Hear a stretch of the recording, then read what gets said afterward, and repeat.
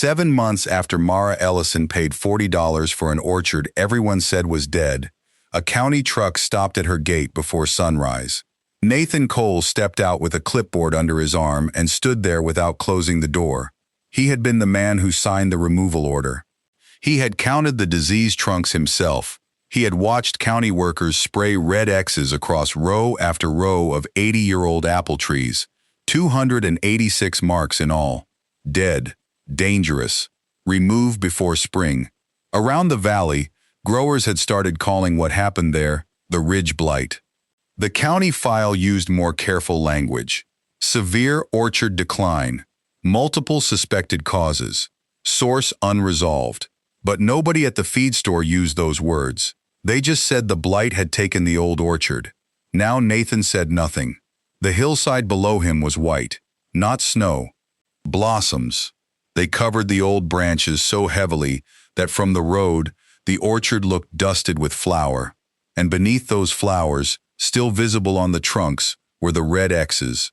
30 wild turkeys moved between the rows, scratching quietly beneath trees the county had condemned. Nathan lowered his clipboard. 7 months earlier, everybody had laughed. The sale was held in the county maintenance barn because the property had already passed through tax foreclosure, and nobody wanted the liability attached to it. 14 acres, an abandoned packing shed, a broken well pump, and nearly 300 old apple trees carrying a mandatory removal order. The buyer would not simply receive the land. The buyer would inherit the bill. The opening call was $100. Nobody raised a hand. 50? Silence. The auctioneer looked around the room. 40? If anybody wants the responsibility. Mara sat in the last row wearing an old canvas coat with one cuff torn loose. 40. She lifted her card. 40. Sold. A few people turned. Then somebody laughed. Grant Harlow, who owned 300 acres of commercial apples across the valley, leaned back in his chair. Mara, he said, not unkindly, which somehow made it worse, you know the cleanup will cost more than the land. She looked at the map. I know. You keep doing this. The room went quieter. Grant folded his arms. You find something nobody wants, and decide that means everybody else missed something. Mara looked at him then. For a second, there was no anger in her face, only the tired recognition of someone hearing an old accusation in a new room. The auctioneer cleared his throat. $40. Once. Grant shook his head. You didn't buy an orchard. Twice. You bought 14 acres of firewood. Mara lifted her bidder card again. 40. The gavel came down. Outside, Nathan Cole waited beside the county truck with a white envelope. He handed it to her before she reached her car. Inside was the removal notice. Mara read it once, then again. 47 days? Nathan nodded toward the distant hillside, where the first red X's were visible through the bare branches. After that, the crew comes in. Mara folded the notice carefully and slid it back into the envelope. Nathan watched her. Don't make me your enemy, Ms. Ellison. My job is to keep whatever is happening in that orchard from becoming everybody else's problem. Mara looked past him toward the hill. I don't need you to believe me. Nathan frowned. She tucked the envelope under her arm. Just look at what I show you. That afternoon, Mara unlocked the rusted gate to the cheapest orchard in the county.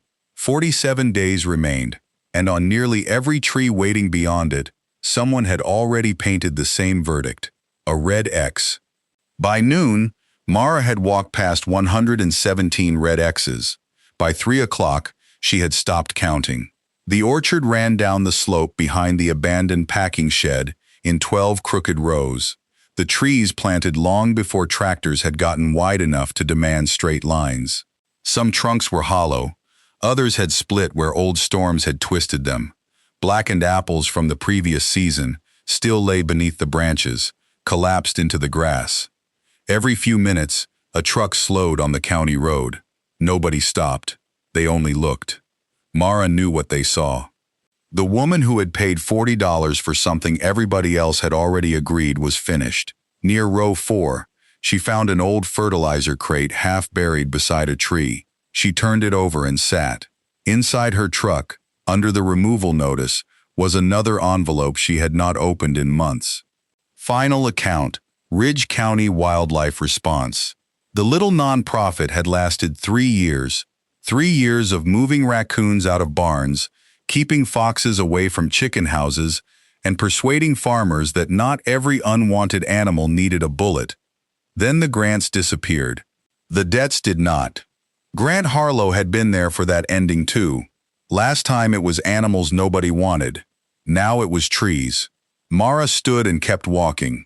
At the end of row 7, she stopped beside tree 17, an apple tree wider than her shoulders. Half its crown was dead. The bark on the south side had peeled away in gray plates. A red X covered the trunk. Mara took a pocket knife from her coat and scraped a thumbnail-sized patch beneath the mark. Brown. She moved higher.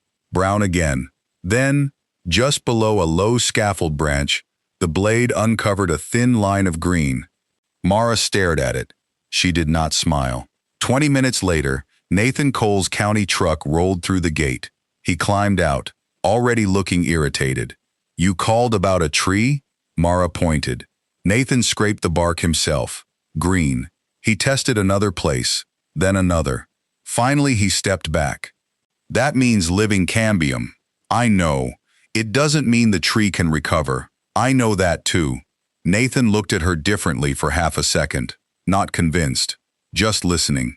"One living strip isn't an orchard, Mara." It was the first time he had used her first name. She closed the knife. "No, but dead trees aren't supposed to have one." That night, long after the county truck was gone, Mara heard scratching below her bedroom window.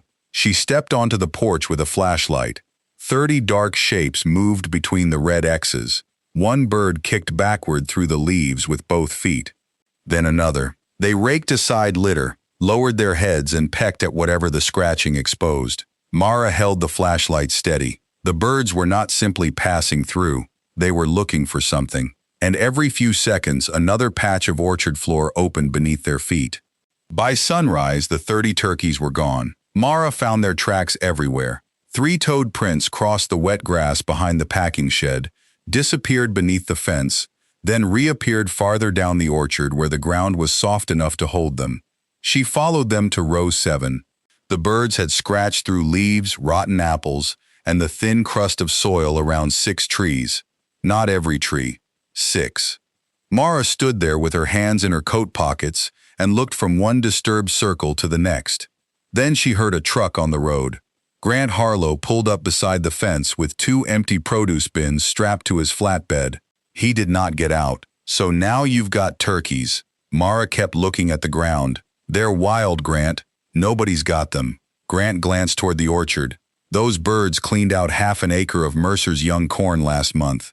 I heard. State wildlife already has nuisance complaints." Mara looked up. Grant smiled without much humor. "Perfect match, I guess. Pests for a pest orchard." He drove away before she answered. By 10 o'clock, Mara was at the county office. Nathan Cole listened from behind his desk while she explained what she wanted. "You want the county to recommend that wildlife hold off on removal measures for 30 days. I want a non-lethal window while they're using my property. They're wild birds. I know. This does not make them your flock. I know. They cross onto Harlow's ground. You haze them back. They damage neighboring crops again. The state decides what happens next." Mara nodded. Nathan leaned back. "And what exactly are you expecting them to do?" "Nothing." That stopped him. Mara slid a folded orchard map across the desk. "I want to see what they choose." Nathan looked at the map, then at her. "You're studying turkeys now?" "I'm watching where they eat." He stared at her long enough that she almost smiled. Nathan picked up the phone. By that afternoon, the state wildlife office had agreed to a 30-day non-lethal observation window while the flock remained on Mara's ground, provided she took reasonable steps to keep them from neighboring crops. Nathan handed her the paper. 30 days. Mara folded it into her coat. 30. The next morning, she began taking notes. Not names. Locations. Row 4, tree 18. Row 7, tree 6. Row 11, tree 21. One hen was easy to recognize because 2 long feathers were missing from the left side of her tail. Mara wrote, split tail, row 7. The following day, split tail, row 11. Then again, split tail, row 11. By the third morning, Mara noticed something that made her stop writing. The flock was not wandering evenly through the orchard. They ignored long stretches of healthier-looking trees, then clustered around trunks with the worst red X's. Mara walked behind them slowly. Scratch, pause, peck, move, scratch again. At one tree in row 11, nearly the whole flock gathered. Split-tail dug twice, stepped aside, then struck at something beneath the leaves. Mara waited until the birds moved on. Then she knelt. The litter had been torn open to bare earth. Something pale curled beneath the surface. She touched it with the tip of her pencil. It moved. By the fifth morning, Mara stopped following the turkeys with a notebook. She started following them with flags, small orange survey flags. One wherever the flock spent more than a minute scratching. One wherever split-tail returned twice. One wherever the birds exposed something Mara could not explain. By noon, the orchard looked like somebody had scattered sparks across the ground. But the flags were not random. They gathered around the oldest trunks, the weakest crowns, the trees with the deepest red X's. Mara was pushing one into the soil near row 9 when the flock exploded upward. Wings hammered the air, leaves scattered. 29 birds ran downhill. One did not. A hen thrashed beside the remains of an old wire fence half buried beneath the weeds. One leg was twisted in rusted mesh. Every time she pulled, the wire tightened. Mara dropped the flags. The hen struck at her hands when she came close. Easy. The bird hit her wrist hard enough to draw blood. Mara backed off, pulled her coat over the hen's wings, and knelt in the mud. The wire had cut through the scales above the foot. She could have left it. The observation window was already short. The county deadline was shorter. And one injured turkey had nothing to do with saving an orchard. Mara took the fence cutters from her truck. It took 43 minutes. Nathan Cole arrived during the last 10. He parked beside the row and watched without speaking. Mara freed the final strand. The hen kicked once, stumbled, then ran toward the trees. Nathan looked at the blood on Mara's hand. You know that bird may be back in Harlow's corn tomorrow. Probably, and you just lost an hour. Mara picked up her flags. No. Nathan glanced toward the hen disappearing between the trunks. I learned where the old wire is. He almost smiled. Almost. Then he noticed the orange markers. What are those? Places they keep coming back to. Nathan followed her through 3 rows. At each flag, the ground looked the same at first. Leaves torn aside, rotten fruit opened, shallow scratches around the root zone. Then Mara knelt beside one. Here, beneath the litter were pale grubs, pieces of brown casing, small tunnels in decaying fruit, and fine root tips threaded through darker soil. Nathan crouched beside her. Could be ordinary orchard insects. Could be. At the next flag they found more. At the next, the same, not identical, but similar enough to become uncomfortable. The turkeys moved ahead of them. Scratch, peck, step, scratch. They were not digging deeply. They were opening the top layer, breaking apart old fruit, eating what moved, and leaving the surface disturbed behind them. Mara stopped at the rise above row 11. From there she could see nearly every orange flag. Nathan saw it too. The healthiest-looking section of the orchard had almost none. The worst section was crowded with them. Nathan folded his arms. What do you think that means? Mara looked down at Split-tail scratching beneath another red X. I don't know yet. That answer seemed to bother him more than a theory would have. She unfolded the county decline map on the hood of his truck, then laid her turkey map beside it. For several seconds neither of them spoke. The patterns were different. Very different. Mara traced row 11 with one finger. The county marked the trees. Nathan looked toward the ground the birds had torn open. Mara tapped her map. But the birds are marking something else. Mara spent the next 4 days drawing 2 orchards on the same piece of paper. The first orchard belonged to the county. Red X's, dead crowns, cankers, fruit loss, removal priority. The second orchard belonged to the turkeys. Orange flags, scratching zones, repeated feeding sites. Places where Split-tail and the flock returned even after there was easier ground nearby. When Mara laid one map over the other against the kitchen window, the mismatch became impossible to ignore. The county map described what was happening above the soil. The turkeys kept leading her below it. So Mara started digging, not deep, only enough to expose the first few inches around selected trees. At tree 14 in row 5, she found blackened roots and nothing else. At tree 9 in row 8, the soil smelled sour and held water like clay. Then she reached row 11, tree 21. One of the worst marked trees in the orchard. Its crown looked half burned. 2 major limbs were dead. The red X covered almost the entire trunk. Mara scraped back the litter where Split-tail had been feeding. Under the first layer of dark soil, she found a root no thicker than a shoelace. White at the tip, fresh, alive.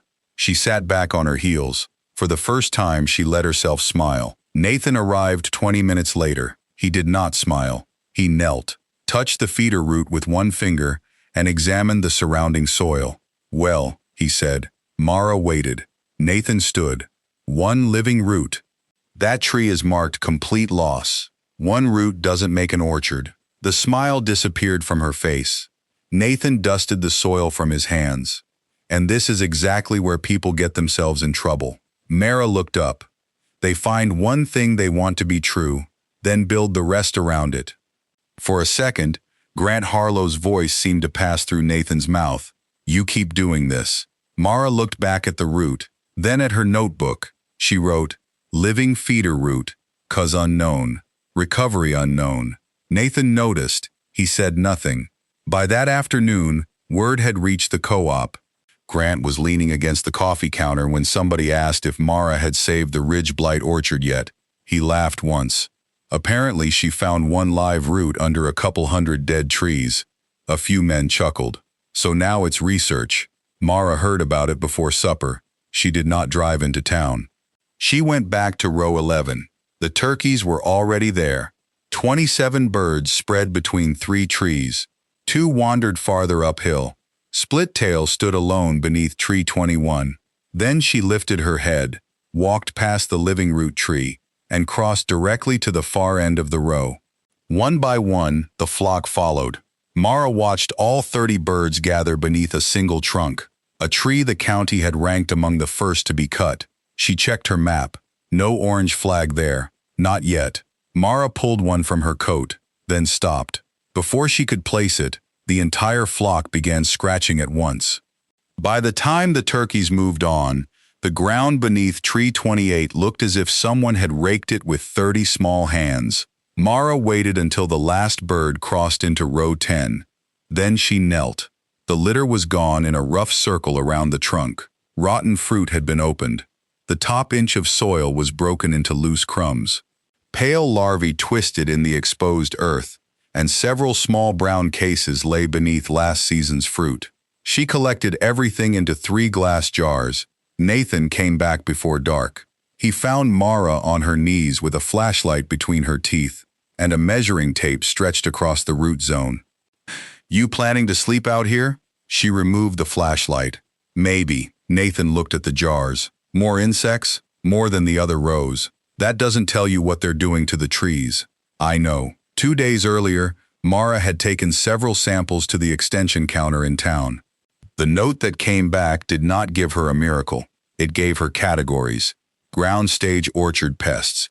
Overwintering pupae beneath fallen fruit and shallow soil. Several beetle and fly larvae. Nothing in the jar explained the whole orchard. That was the point. Mara opened her notebook. For the first time, she had divided the page into columns. Turkey visits, ground stage pests, root condition, fruit drop, litter depth, soil disturbance. Nathan read the headings twice. "What are you thinking?" Mara looked down row 11. She had been asking herself that question all afternoon.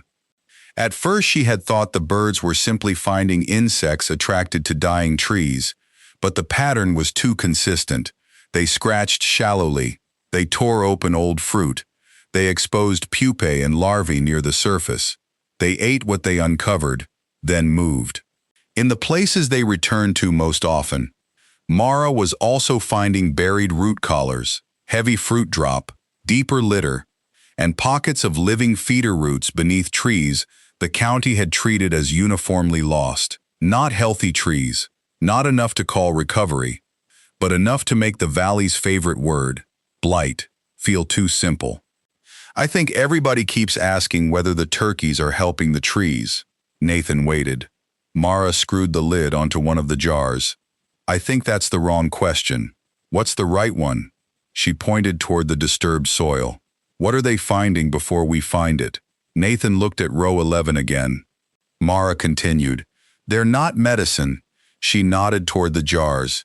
They're eating part of what's overwintering down there. Maybe enough to reduce next season's pressure, but that doesn't explain dead limbs, buried collars, cankers, bad drainage, all of it. Nathan said nothing. Mara looked toward Splittail, already scratching beneath another tree 30 yards away. They're scouts. Nathan's expression changed. Not belief. Interest. There was a difference. Mara looked back at the county map. What if the ridge blight isn't one thing? Nathan rubbed his jaw. The county never confirmed a single pathogen. But everybody started treating the name like a diagnosis. Nathan looked at the red X's. That doesn't mean the trees are recoverable. No. Mara closed the notebook. It means we may have been asking one question about 5 different problems. The next morning, Mara began working the orchard herself. She removed fallen fruit from the heaviest feeding zones. She cleared packed litter away from several buried root collars. She marked trees with living feeder roots. She left dead wood dead. Most importantly, she stopped treating every red X as the same problem. By afternoon, Nathan returned with paperwork from the county office. If you want the removal order reconsidered, file this. Mara took the form. Near the bottom was a blank marked, Reason for Appeal. Nathan tapped it with his pen. You could write that turkey activity is suppressing the blight. Mara looked up. Is it? I'm telling you what makes the argument cleaner. That's not what I asked. Nathan sighed. You need time, Mara. I know, and you're running out of it. She looked toward the orchard. 22 days remained before the clearing crew returned. The 30-day wildlife window had less than a week left. Mara put the form on the hood of Nathan's truck. For a moment, she wrote nothing. Then, observed reduction in ground stage pest activity in repeatedly foraged areas. Multiple decline factors remain. Cause not established. Nathan read it. You know that's weaker. It's true. He studied her face, then signed the bottom as receiving officer. That evening, Mara went back to row 11, convinced she had finally learned the difference between what the birds were doing and what she wanted them to be doing. The top layer was loosening, the litter was thinning, the pest signs were changing, so she decided to help. She took a narrow garden fork and opened the soil farther around 3 of the worst trees. Then 3 more. Then 5. By sunset, the ground around row 11 looked cleaner than it had in years. Mara stood there tired, muddy, and for the first time almost certain she understood the system. 2 nights later, the rain came.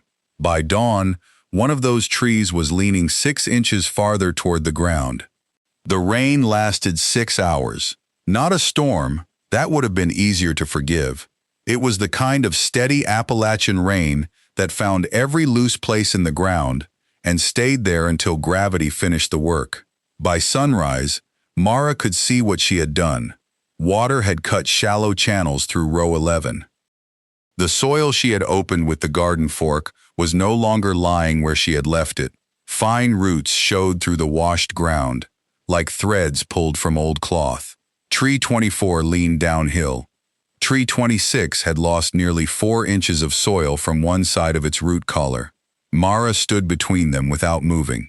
The turkeys had scratched this ground for weeks. They had never done that. Their disturbance was quick, shallow, scattered.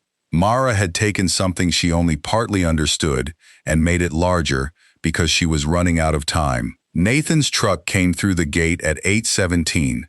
He stepped out, saw tree 24, and stopped. Mara did not meet him halfway. She waited beside the damage. Nathan crouched at the exposed roots. You did this?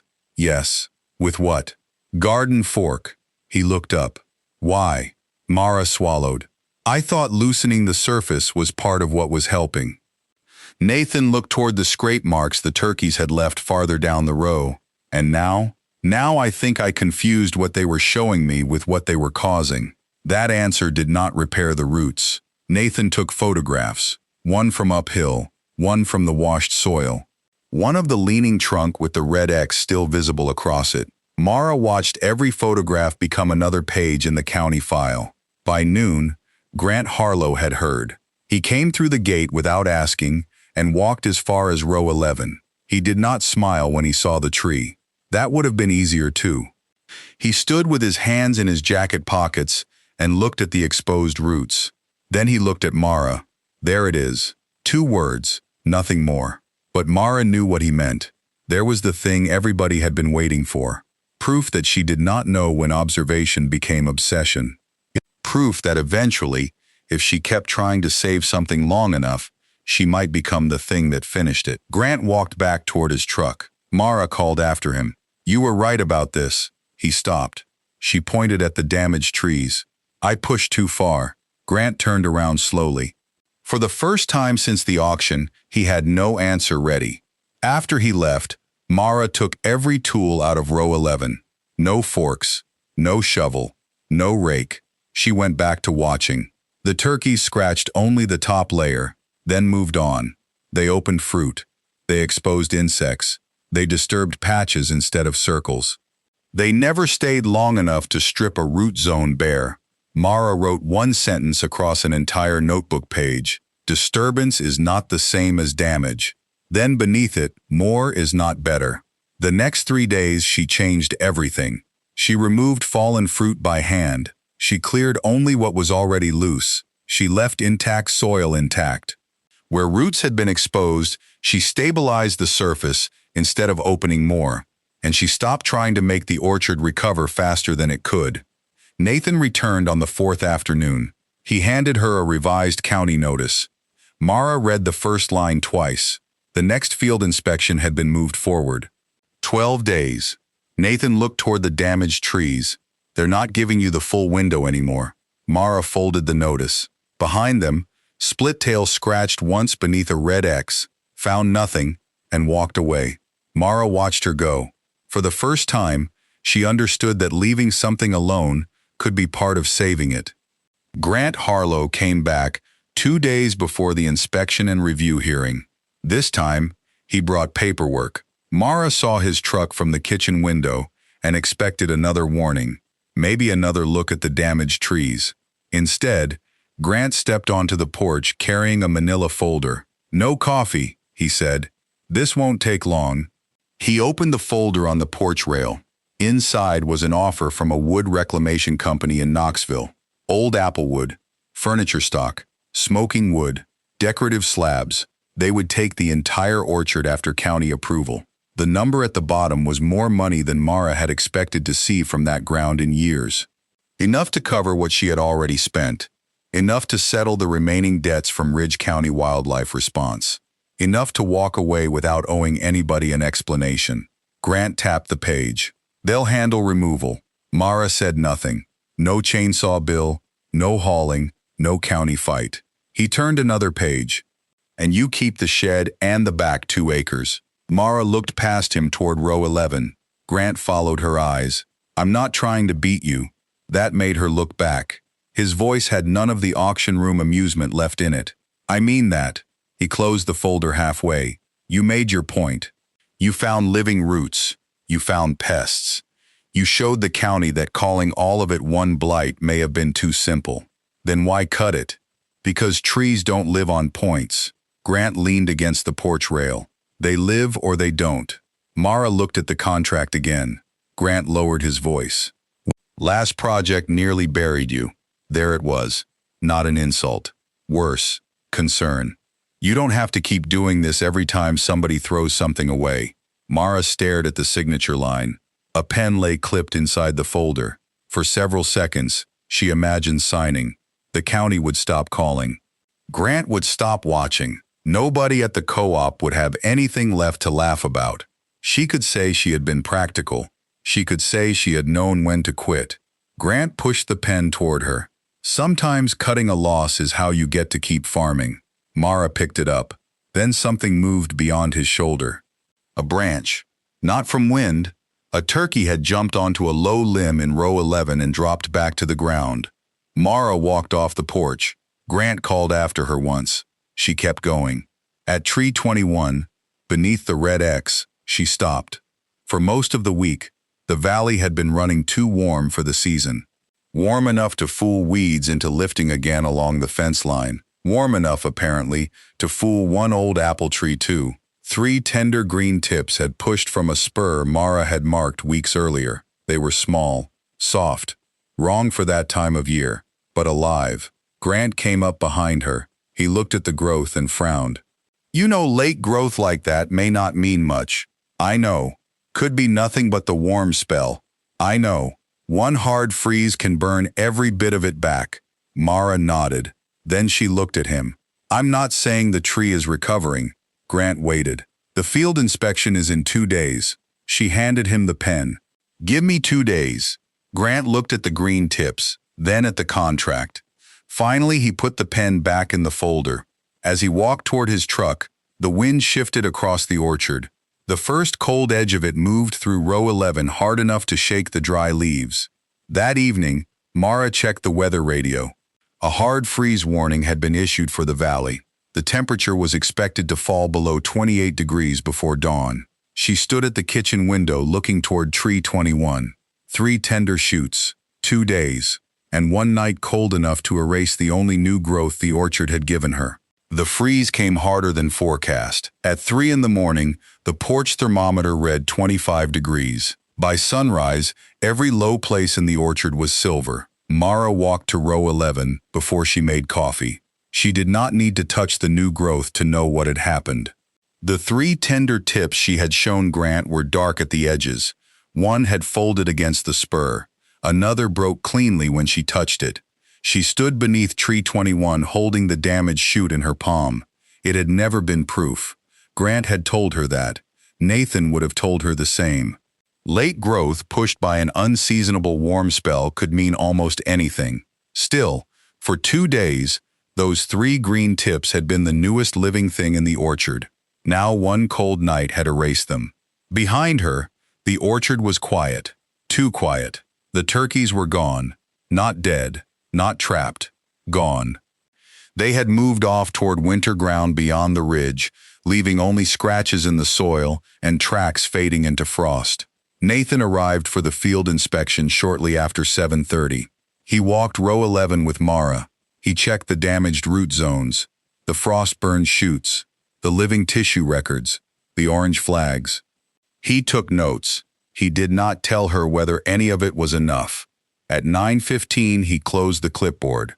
The board meets at 10, then he drove away. Mara went back to the house. She sat at the kitchen table with both maps spread in front of her. Red marks for condemned trees, orange circles for repeated turkey activity, blue pencil for roots that had shown living tissue. For months, the patterns had looked almost obvious. That morning, they looked like something a tired woman might have drawn, because she needed them to mean something. Mara picked up the blue pencil. There was one tree she had meant to mark the night before. She held the pencil over the paper, then put it down. For the first time since the auction, she allowed herself to think what Grant had been saying all along. Maybe she did this. Maybe she found abandoned things and decided abandonment itself was evidence of hidden worth. Maybe patience was not always wisdom. Maybe sometimes it was just refusal. At 9:30, she folded the maps. She did not add the mark. The county meeting room smelled of wet coats and burnt coffee. Nathan Cole sat at the end of a long table with 2 members of the agricultural board and a folder thick enough to hold every mistake Mara had made. Grant sat against the back wall. He had not been asked to speak. He came anyway. Nathan began without ceremony. The removal order was issued because of extensive decline, possible pest pressure, and risk to neighboring production. Mara nodded. Nathan opened the folder. You requested reconsideration based on new observations. Yes. Turkey foraging patterns. Yes. Ground stage pests. Yes. Living feeder roots in multiple locations. Yes. And changes in several trees after management adjustments. Mara hesitated. Some changes. Nathan looked at her. Then he asked the question she had known was coming. Can you tell this board that the turkeys are saving that orchard? Nobody moved. Mara looked at the maps in front of her. She could say yes. The word was close enough to what everybody wanted. It would make the story simple.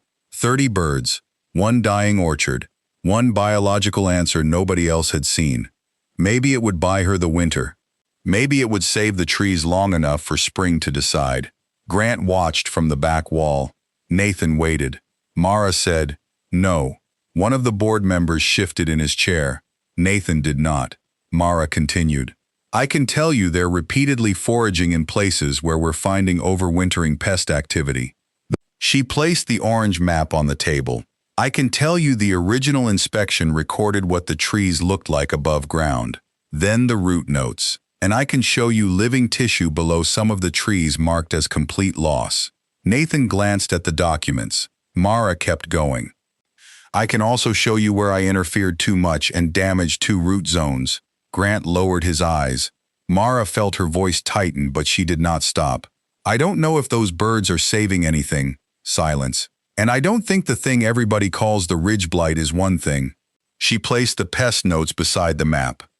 What I know is that the first diagnosis doesn't explain everything we're seeing. One board member leaned forward. So what are you asking for? Mara looked at the frost-damaged shoot she had placed in a small paper envelope that morning. Then at the red X map. Time. How much? 1 winter. Nathan closed the folder. For several seconds he said nothing.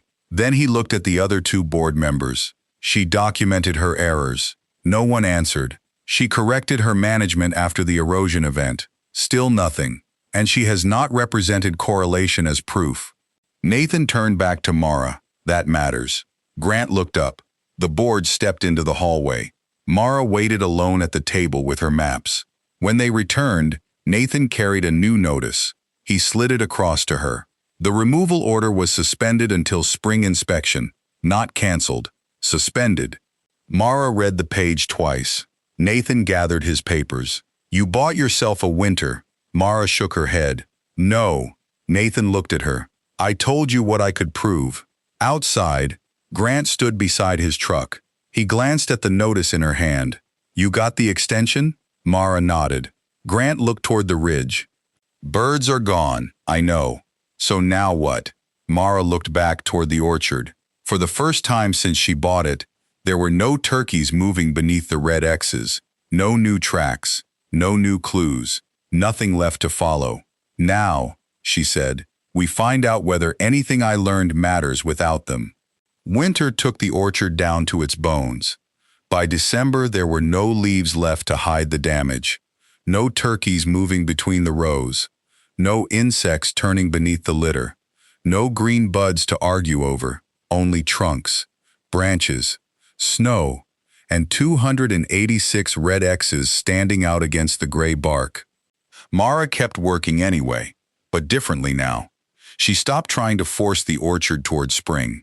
She removed fallen fruit from the rows the turkeys had worked most heavily. She cut away only wood that was clearly dead. She stabilized the soil where her own mistake had exposed roots. And when she found something she did not understand, she wrote it down instead of fixing it. That was new. Some mornings she walked the entire 14 acres and touched nothing. One afternoon, while clearing a collapsed shelf inside the packing shed, Mara found a broken slat from an old apple crate. Most of the stencil had disappeared beneath mildew. Only one word could still be read. Keepers. She turned the board over. Nothing. No variety. No grower's name. No date.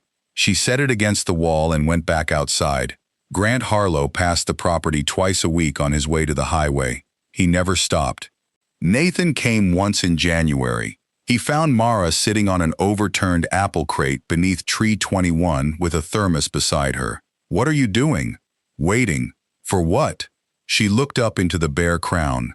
For the tree to answer, Nathan glanced around the orchard. That may be the least efficient management plan I've ever heard. Mara smiled faintly. Probably. He walked the row with her anyway. At tree 24, the one she had damaged before the rain, the lean had stabilized. Tree 26 was worse.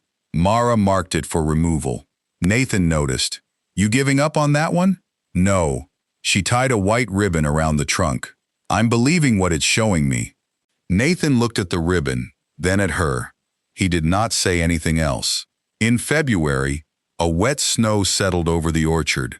The branches disappeared beneath white weight, but the red X's remained visible on the trunks. Mara stood at tree 21 with a paint scraper in her hand.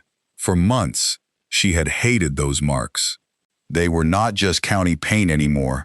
They were every laugh in the auction barn, every truck slowing on the road, every time someone had looked at her and seen a woman who did not know when to quit. She pressed the scraper against the edge of the X. A curl of red paint lifted.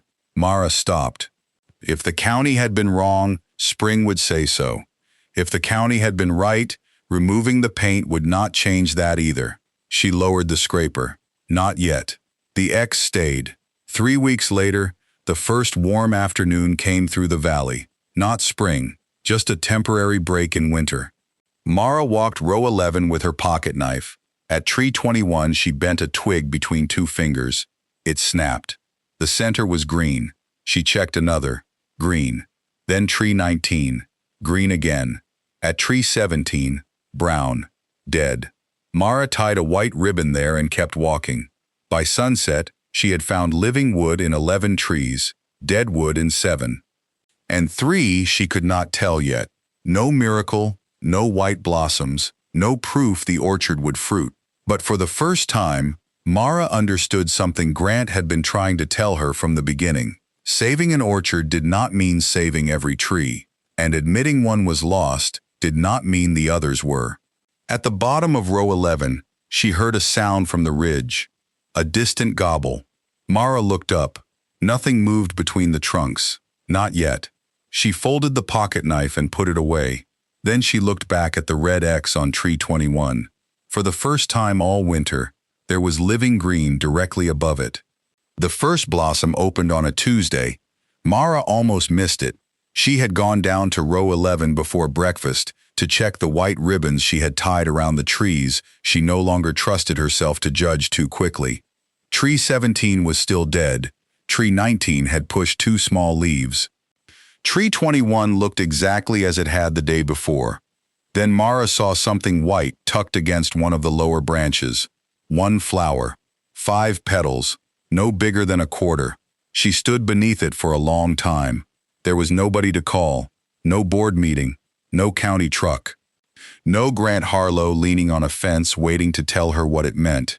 Just Mara, 1 old tree, and a red X painted across the trunk below a flower that was not supposed to be there. She reached out and touched the paint instead of the blossom. Then she took her hand away. By afternoon, there were 17 flowers in row 11. 2 days later, an entire side of tree 21 had turned white. Then tree 19. Then tree 14. The bloom moved through the orchard unevenly, exactly the way recovery had. Some trees stayed bare. Some pushed leaves but no flowers. Others bloomed only along one surviving limb. But enough of them opened that by the end of the week, the hillside no longer looked condemned. It looked alive. Nathan Cole arrived just after sunrise on Friday. He parked at the same gate where he had handed Mara the 47-day removal notice. This time, he did not bring the demolition file. He brought only a clipboard. Halfway down the first row, he stopped. White petals drifted across his coat. He looked up at the branches, then down at the red X on the trunk in front of him. Mara stood several yards away. She did not say anything. Nathan walked to tree 21 and pressed 2 fingers against the bark just above the paint. Living tissue, new leaves, flowers. He checked another tree, then another. Finally, he lowered the clipboard. I wasn't wrong about what these trees looked like. Mara nodded. No. Nathan looked across the orchard. I was wrong about what they still had left. That was all. No speech, no apology big enough to make the past disappear. Mara did not need one. A sound came from the ridge, then another. A flock of turkeys stepped through the upper fence line. Split-tail came first, 2 feathers still missing. She crossed row 10, passed 3 trees, and went directly to tree 21. Scratch, pause, peck. Mara laughed once under her breath. Nathan heard it. So they're back. They never signed a contract. He almost smiled. Grant Harlow arrived 20 minutes later. He stayed outside the fence at first. Mara saw him standing beside his truck, looking at the white rose. He had spent his life around apple blossoms. That was what made his silence matter. Eventually he came through the gate. He stopped beside Nathan. Neither man spoke for a while. Grant finally said, "Bloom isn't fruit." Mara looked at him. "I know. Could still drop. It could. Could set light. That too." Grant nodded. For once there was nothing left to argue about. Then Nathan pointed toward the lower rows. Not all of them made it. Mara followed his hand. White ribbons marked the trees she had already accepted were gone. No. Grant looked at her. Months earlier, she would have heard accusation in that sentence. Now she heard fact. She had learned the difference. By noon, the county suspended the removal order indefinitely, pending fruit set and another health inspection. The red X's stayed on the trees. Mara left them there. They had stopped feeling like insults. Against white blossoms, they looked more like old mistakes someone had forgotten to erase. That evening, she stood above the orchard as petals moved across the grass. For 7 months, the question had been whether the trees were alive. Spring had answered that, but an orchard could bloom beautifully and still produce nothing worth harvesting. Mara looked down at row 11. The flowers were already beginning to fall. Now came the question that mattered next. Would any of them become apples? The first apples were ugly. That was the truth of it. By late May, the blossoms had fallen and left behind small green fruit no larger than marbles. Mara checked them every morning, expecting to find the ground littered with failures. Some dropped. A lot of them did. Tree 17 never set anything at all. Tree 26, the one she had damaged before the rain, held 3 apples for 2 weeks, and then let every one of them go.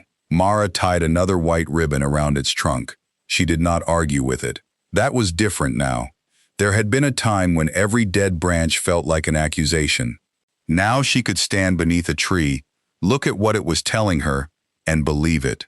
By June, fruit remained on 43 trees. By July, 31 carried enough to matter. Nathan continued taking seasonal samples from the orchard floor, not because anybody believed the turkeys had performed a miracle, because now they had something worth measuring.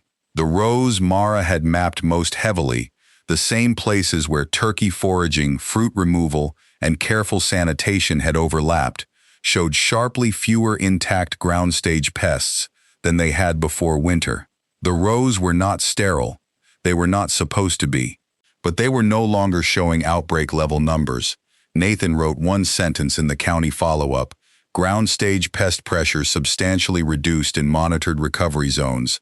Multiple contributing factors likely. Mara read it twice. Multiple contributing factors? Nathan looked at her. You wanted the truth. She handed the report back. I do. And the apples themselves did not look like the commercial fruit growing across Grant Harlow's valley. They were smaller, flatter at the bottom, green turning deep red on the sunward side, with rough bronze skin gathering around the stem. Grant noticed first. He had come through the gate one morning carrying pruning shears Mara had left at his place weeks earlier. He stopped beneath tree 21. What variety did the county list these as? Old mixed planting. That's not a variety. I know. Grant reached toward one apple, then stopped before touching it. When were these trees planted? County record says 1943. Grant looked up through the branches. Somebody ought to see this. Mara remembered the broken crate slat in the shed. Keepers. She showed it to him. Grant ran his thumb over the faded letters. That could mean anything. Probably. He looked at the fruit again. but somebody ought to see it anyway. A week later, Nathan returned with Dr. Helen Avery, a retired pomologist who had spent most of her career cataloging old Appalachian fruit. She walked the orchard slowly, not like an inspector, like someone reading handwriting. She looked at spur spacing, bark, old graft unions, leaf shape. She looked at the crate slat. Then she cut one apple from tree 21, turned it in her hand, and said nothing for so long that Mara began to dislike the silence. Finally, Helen asked, "Do you have any records from before the county took possession?" "Nothing useful." "Packing labels?" "No." "Old invoices?" Mara shook her head. Helen cut the apple open. The flesh was pale yellow, dense, sharp-smelling. She tasted a thin slice, then another. Grant watched her face. "What?" Helen looked toward the upper rows. "I'm not ready to name it from one fruit." Mara almost laughed. Nathan looked at her. "You like that answer?" "I trust it." Helen smiled. Over the next month, she returned 3 times. She compared fruit from different trees. She photographed old grafts. She sent samples and notes to a regional heritage fruit collection. The answer, when it came, was careful. The surviving trees appeared to belong to an old local strain once grown for storage and cider production, a line that had largely disappeared when commercial orchards shifted toward newer high-yield varieties. The old crate word suddenly made sense. Keepers. Not priceless, not magical, but rare enough that people wanted it, and good enough that they were willing to pay. The first offer came from a small cider maker 2 counties over. He stood beside a half-filled crate and bit into one of the apples. "How much are you asking?" Mara looked at Grant. Grant shrugged. "Your orchard." The buyer named a price. Mara thought she had heard him wrong. It was nearly 5 times what standard processing apples were bringing under local commodity contracts that season. She did not answer immediately. The buyer smiled. "That bad?" "No." Mara looked down at the apple in her hand. "I paid $40 for the whole place." Grant made a sound somewhere between a cough and a laugh. The buyer stared at her. 40? 40. For the first time since the auction, the number made somebody laugh without making Mara smaller. Harvest came slowly. They picked only what the surviving trees could carry. No speeches, no miraculous mountain of fruit, just crates, filling one at a time beneath branches that still wore red paint. Some trees gave 20 pounds, some gave 80, some gave nothing. Mara cut tree 17 down herself. It was the first tree where she had found green cambium months earlier. Nathan was there when it fell. Mara rested one hand on the stump. "That one gave you the first hope." "Yes." "Hard to lose it?" Mara looked toward row 11. "No." Then, after a moment, harder would have been pretending it was still alive. Nathan nodded. That was the change nobody at the auction could have seen coming. Mara had not learned how to save everything. She had learned how to look long enough to know the difference. By the end of the season, the county removed the property from its highest-risk orchard list. The thing growers had spent years calling the ridge blight had not vanished because 30 turkeys carried some secret cure in their feet. The truth was more interesting than that. The birds had broken open fallen fruit. They had eaten part of what was overwintering near the surface. They had repeatedly exposed the places where orchard floor activity was highest, and because Mara followed them instead of chasing them away, they led her to a fact everybody else had stopped questioning. The orchard did not have one problem. It had several. The turkeys did not hand her a cure. They handed her a map. At the growers' meeting that fall, Grant set one crate of Mara's apples on the same folding table where county property notices were usually stacked. Several people who had laughed at the $40 bid picked them up and turned them over in their hands. Nobody said firewood. Grant waited until the room quieted. Then he looked at Mara. "Would you sell me scion wood?" She raised an eyebrow. "From the $40 trees?" A few people laughed. Grant did too. "From the ones I was wrong about." Mara looked at him for a moment. "Some. Fair." He took an apple from the crate. "I was wrong about the orchard." Mara shook her head. "Not all of it." Grant waited. "You were right that some things have to be cut loose." He looked toward her. And you were right that we'd better be sure before we cut. That winter, Mara left one dead trunk standing beside the entrance. The county's red X was still visible on it. Below it, she nailed a small wooden sign, 2 words, "Look closer." She kept the old auction receipt in her notebook, $40. Beside it were the turkey maps, route notes, a photograph of the first blossom, the county follow-up report, and a label from the first crate of heritage apples. The next October, Split Tail returned with the flock. Mara saw her beneath tree 21, scratching through fallen leaves below the faded red X. The county had looked at the crowns and made a decision. The turkeys had scratched beneath the trees and revealed a question. Mara had spent a year learning the difference, and that, more than the apples, was what survived. A verdict could mark a tree. It could mark a woman. It could even convince an entire county that something was finished. But a red X was still only paint. It could not make the decision true.